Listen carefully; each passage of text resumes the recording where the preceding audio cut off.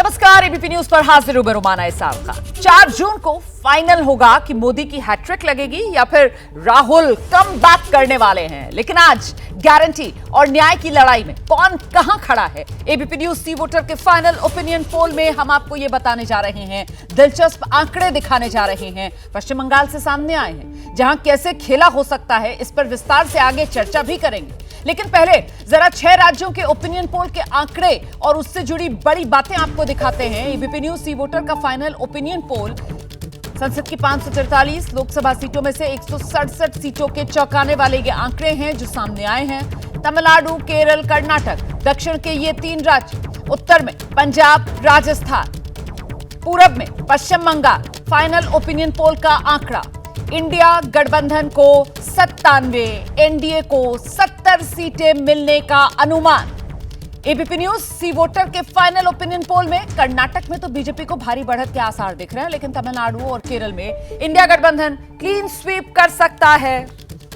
कुल मिलाकर ये वो तस्वीर है जो उभर रही है, और ये जो तस्वीर उभरी है एबीपी न्यूज सी वोटर के इस ओपिनियन पोल में 543 लोकसभा सीटें, जिसमें से 167 लोकसभा सीटों का पूरा लेखा जोखा हम आपके सामने रख चुके हैं, और इसी को सिलसिलेवार तरीके से मैं आपको बताती हूं। शुरुआत करते हैं राज्य दर राज्य। अब मैं आपको जो ओपिनियन पोल में वोट शेयर और सीटों का आंकड़ा सामने आया है उसकी जानकारी दूंगी। देखिए, केरल से हम शुरुआत करने जा रहे हैं। 20 लोकसभा सीटें हैं केरल में, और ऐसे में वोट शेयर का जो अनुमान मिल रहा है, एनडीए के खाते में 21% वोट शेयर जाता हुआ, इंडिया गठबंधन 43% वोट शेयर के साथ सबसे आगे बड़ी बढ़त के साथ। एलडीएफ जो है, मतलब जो लेफ्ट वाला गठबंधन है, इसे इंडिया की जगह अगर यूडीएफ के तौर पर मैं कहूं तो ज्यादा बेहतर रहेगा, कांग्रेस का गठबंधन है, और ये लेफ्ट वाला गठबंधन 31% वोट शेयर इसके खाते में जाता हुआ। अब ये जो वोट शेयर का मामला है, ये सीटों में किस लिहाज से तब्दील हो रहा है, केरल की 20 लोकसभा सीटों वाला नंबर अब आपके सामने टेलीविजन स्क्रीन पर हम लेकर आ रहे हैं। 20 की 20 लोकसभा सीटें कांग्रेस गठबंधन के खाते में जाने का अनुमान। एबीपी न्यूज सी वोटर का ये ओपिनियन पोल का बड़ा आंकड़ा, मतलब 2019 बेहतर तरीके से रिपीट करता हुआ कांग्रेस गठबंधन केरल में नजर आ रहा है। आगे बढ़ेंगे, केरल के बाद अगला राज्य दक्षिण का ही राज्य जिसका आंकड़ा अब मैं आपको दिखाने जा रही हूं, ये कर्नाटक है। कर्नाटक की एक पहचान पूरे भारत में उस राज्य के तौर पर है जहां दक्षिण में पहली बार कमल खिलता है, और ऐसे में इस बार का आंकड़ा यह कह रहा है कि कर्नाटक से फिर बीजेपी को बड़ा बूस्ट मिलता हुआ इस रूप में नजर आ रहा है कि एनडीए गठबंधन के खाते में 52% वोट शेयर, इंडिया गठबंधन के खाते में 42% वोट शेयर, अन्य 6% वोट शेयर। सीटों का हिसाब आपको दे देती हूं। कुल 28 लोकसभा सीटें हैं कर्नाटक की। पिछली बार अगर बात की जाए, बीजेपी ने अपने दम पर 25 और एक निर्दलीय, मतलब 26 सीटें एनडीए के खाते में गई थी। इस बार क्या हो रहा है, इस बार 3 सीटों का नुकसान एनडीए को कर्नाटक में हो रहा है, क्योंकि अनुमान यह कहता है कि 28 में से 23 सीटें एनडीए के खाते में जा सकती हैं। इस बार कर्नाटक में बीजेपी का गठबंधन जेडीएस के साथ है। इंडिया गठबंधन मतलब अकेले कांग्रेस अपने दम पर कर्नाटक में चुनाव लड़ रही है, और पिछली बार कांग्रेस को सिर्फ 1 सीट मिली थी, इस बार 5 सीटें मिलने का अनुमान यहां पर दिख रहा है इस सर्वे में। आगे बढ़ेंगे, एक और दक्षिण का राज्य है तमिलनाडु है।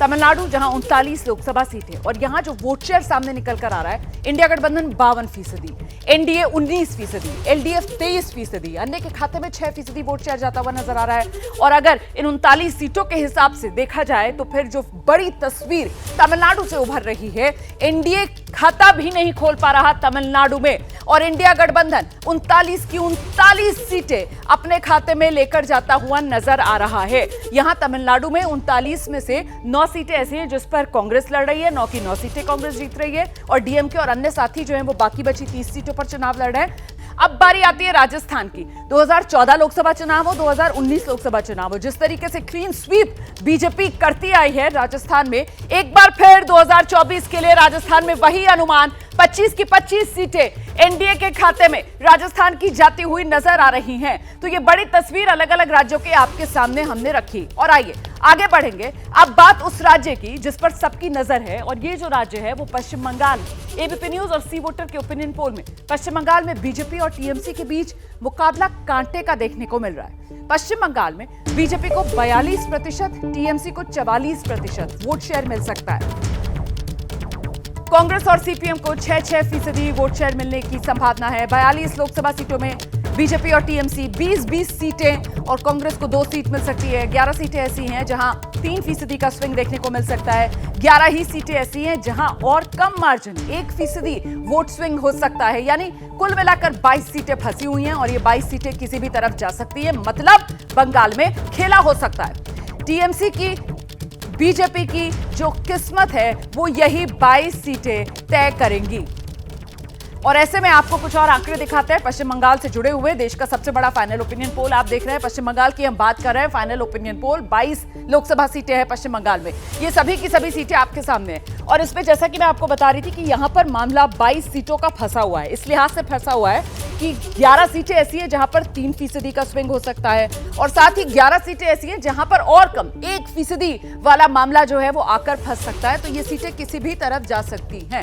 तो कुल मिलाकर ये तस्वीर आपके सामने है। ये जो हरे रंग में आप देख रहे हैं ये वो सीटें हैं जो फिलहाल स्विंग में टीएमसी की तरफ जाती हुई नजर आ रही हैं और वहीं दूसरी तरफ ये जो केसरिया रंग वाली सीटें हैं ये बीजेपी के खाते में जाने वाली सीटें हैं और कांग्रेस के खाते में जो 2 सीटें जाती हुई आप देख रहे हैं वही 2019 पिछली बार वाली, एक बहरामपुर और एक मालदा दक्षिण जो कांग्रेस के खाते में 2019 में भी गई थी। उन्हीं 2 सीटों पर कांग्रेस जो है वो फिलहाल स्विंग में लेकिन अटकी हुई नजर आ रही है। अब ये फाइनल ओपिनियन पोल में वो सीटें जहां पर मामला स्विंग का फंसा हुआ है आप देख रहे हैं। बांकुड़ा पिछली बार बीजेपी ने जीती थी। बीरभूम, बर्धमान पूर्व, घाटल, मालदा दक्षिण, रायगंज, मथुरापुर, जादवपुर, बलूरघाट, तो ये वो सीटें हैं जो फिलहाल रंग के हिसाब से तो आप देख रहे हैं कि ये केसरिया रंग, ऑरेंज कलर मतलब बीजेपी के खाते में फिलहाल जा रही है। ये हरा रंग जादवपुर फिलहाल टीएमसी के खाते में जा रही है। अच्छा, जादवपुर आपको ध्यान होगा यहां से मिमी चक्रवर्ती 2019 में चुनाव जीती थी।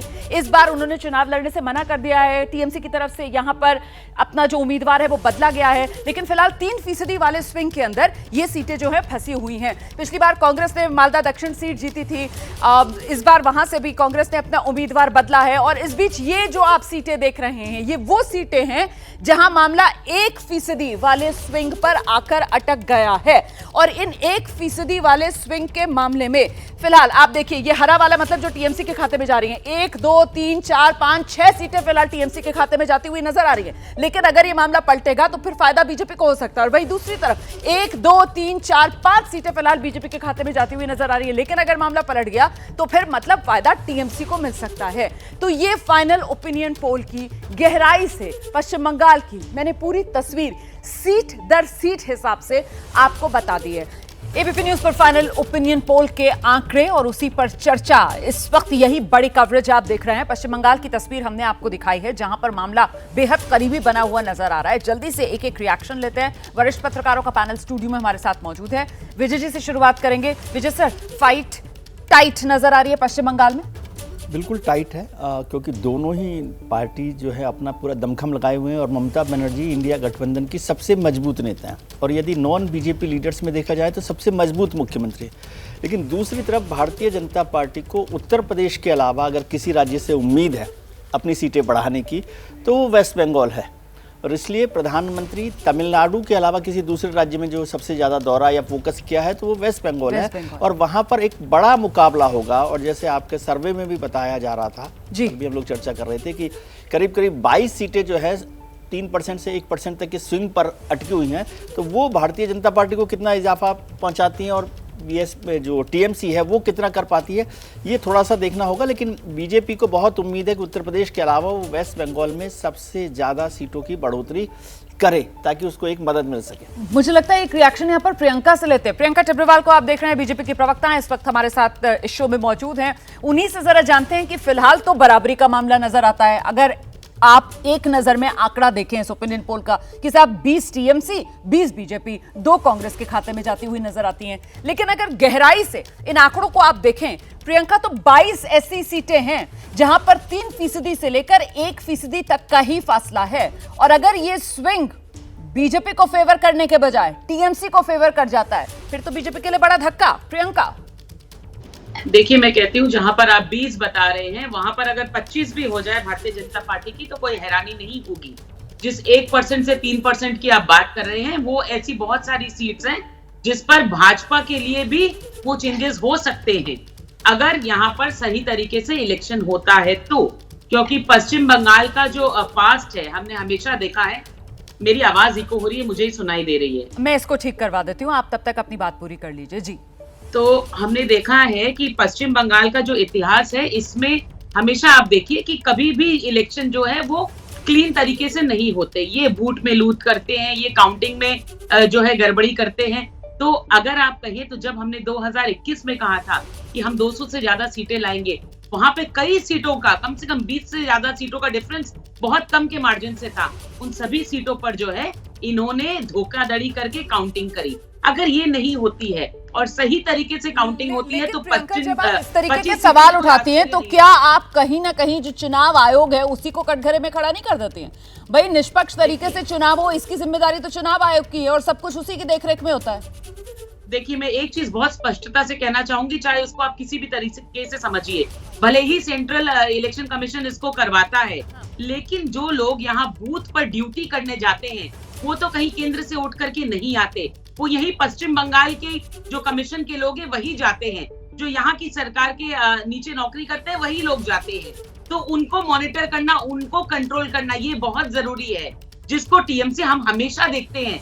जितना भी इलेक्शन कमीशन लगा हो, जितने भी सीआईएसएफ लगे हो, ये उन लोगों को खाना पीना खिलाते हैं, उनका पूरा इंतजाम करते हैं। जबकि इन सब चीज की बनाई है, जब आपकी यहाँ पर इलेक्शन कमीशन या आचार संहिता लगी हो, उसके बावजूद ये सब कुछ होता है। तो मैं फिर कहती हूँ कि पश्चिम बंगाल की जनता जो है वो भारतीय जनता पार्टी के साथ पूरी तरह से जुड़ी है। लेकिन मैं इतना पूरे यकीन से कह सकती हूँ, और मैं विनोद अग्निहोत्री जी को इस पर लेकर आऊंगी, कि अगर कोई टीएमसी का नेता होता तो वो ये कहता कि साहब ये इन्हें समझ में आ रहा है कि ये हारने वाले हैं, पश्चिम बंगाल में टीएमसी बेहतर करेगी, इसी वजह से अभी से इन्होंने ग्राउंड चुन लिया है कि हारने के बाद ये ठीकरा किस पर फोड़ेंगे, जिस तरीके से अमूमन बीजेपी कहती है जब विपक्ष ईवीएम पर सवाल उठाता है। विनोद जी, देखिए, हारने और जीतने की बात तो मैं नहीं करूंगा, क्योंकि प्रियंका जी की पार्टी चुनाव मैदान में है और जो आपका ओपिनियन पोल है वो टक्कर दिखा रहा है। लेकिन इतना जरूर कहूंगा कि प्रियंका जी का तर्क अगर जो है तो ये तर्क फिर जो भारतीय जनता पार्टी शासित राज्य हैं उन पर जब विपक्ष आरोप लगाता है, खासकर उत्तर प्रदेश में जब अखिलेश यादव लगाते हैं आरोप कि गड़बड़ी हो रही है, तो फिर ये तर्क वहां भी लागू हो जाएगा, क्योंकि वहां भी स्टेट प्रेसिडेंट चुनाव कराती है चुनाव आयोग के नेतृत्व में।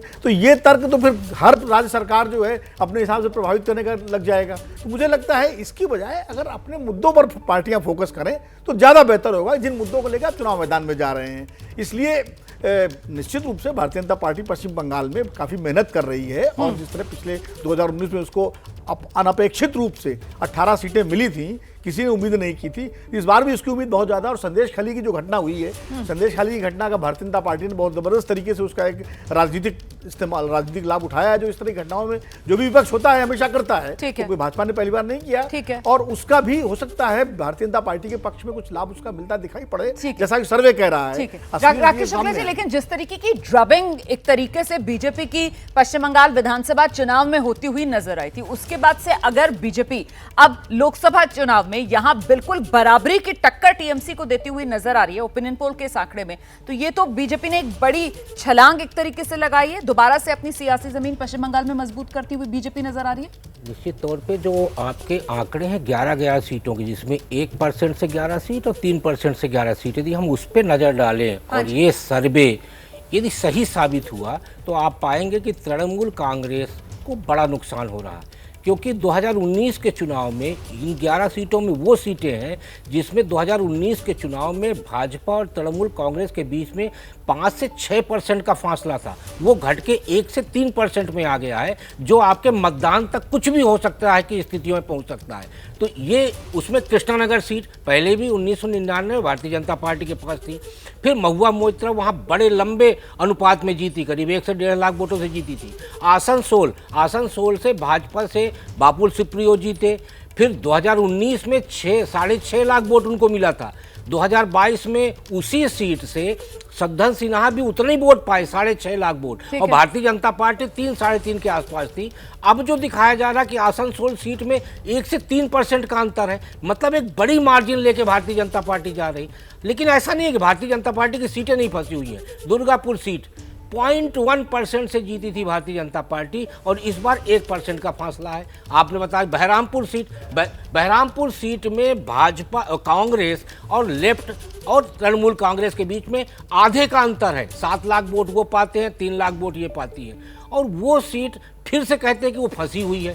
ये जो समीकरण सारा का सारा दिख रहा है वो बता रहा है कि कहीं ना कहीं 25 के आसपास ही जाएंगे, या तृणमूल जाएगी या भारतीय जनता पार्टी देखिए जाएगी। ना, तृणमूल एक की बात तरफ से मैं अब और हमारे कहूंगा, साथ बादल भारतीय देवनाथ जी जनता- जुड़ गए हैं। भारतीय जनता जी पार्टी ने जी अपने कार्यकर्ताओं को और नेताओं को 35 सीट का टारगेट दिया है बंगाल में।